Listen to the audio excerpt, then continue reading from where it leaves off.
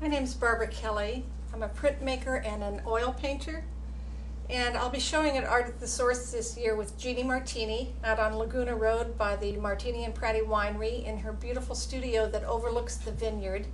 It's a very inspirational place for Jeannie to be painting and for us to be showing together. My oil paintings are primarily abstract, and they usually reflect a lot of natural bright light from my experience living in the Southwest for 6 years and traveling through China and Europe. It's the different light of the different environments that I live in that affects my oil painting tremendously.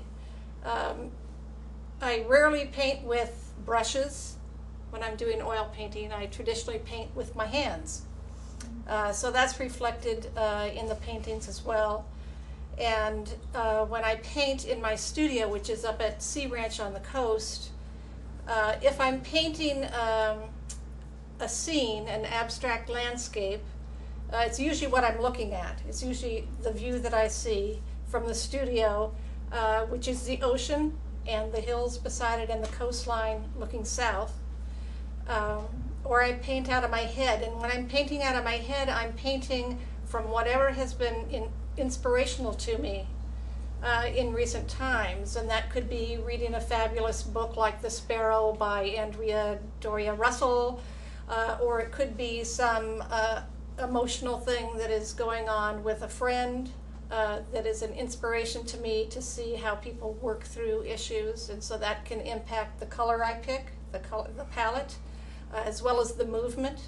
And also frequently in the paintings, I'll pick the music of the day, and whatever that music is could be the inspiration for the painting as well. In my printmaking, in my studio, I have a Sturgis etching press. It weighs 1,380 pounds. The bed of the press is solid steel, and it's 48 inches long. And the thing I love about printmaking is that I'm able to do everything I do as a painter, plus have the joy of using a piece of machinery that is so quiet you could be sleeping next to it and not hear it move. Does not plug into, it doesn't use any electricity, no automated parts to it.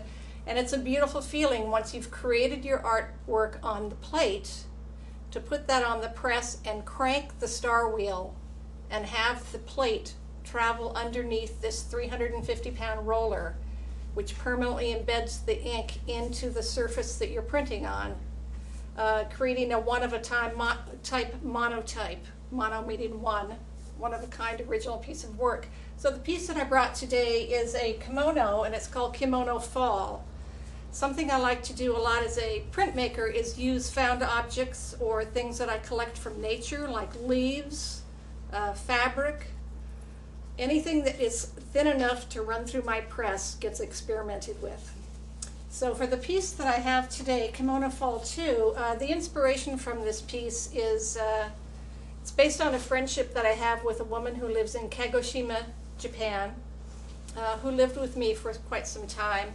And when she left, of course, both of us were in tears to have that departure take place. But I started printing a series of kimonos basically in honor of our friendship.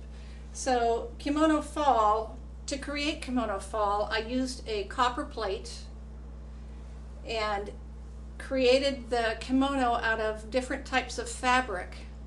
So you're creating the stencil, if you will, of what it is you're going to print if you're using a fabric piece. And I also use leaves, small maple leaves. So each piece gets inked, and I use etching and lithographic inks. Gets inked, composed on top of the copper plate.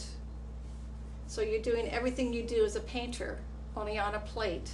You then take the plate, put it on the bed of the etching press, prepare the fabric, and the fabric is damp. I usually print on heavyweight printmaker's paper, but for this series, a lot of them are on unprimed canvas. So you prepare the canvas. It has to be damp, so it's a piece of wet fabric moving around on you. You register it in precise measurements on a registration pad on top of the bed of the press, laying the fabric on top of the inked plate.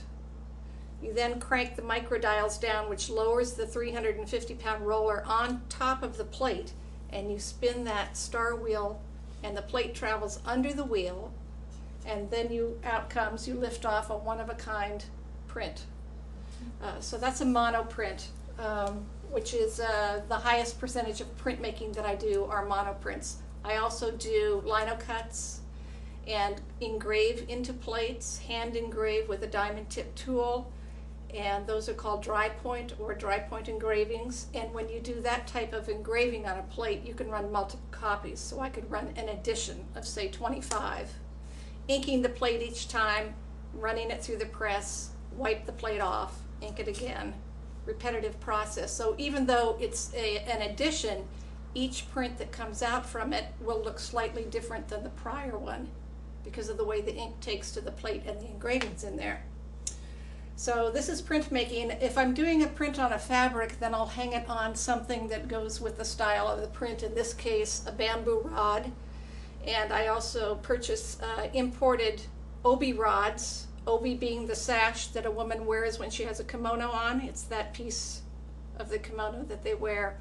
And the obi rod is made of wood and it's hand carved, very intricate at the end. So I think it's appropriate to hang the kimono on the obi rods as well. So I'm really looking forward to Art at the Source this year and sharing the studio and the time and meeting the public with Jeannie Martini. Thank you.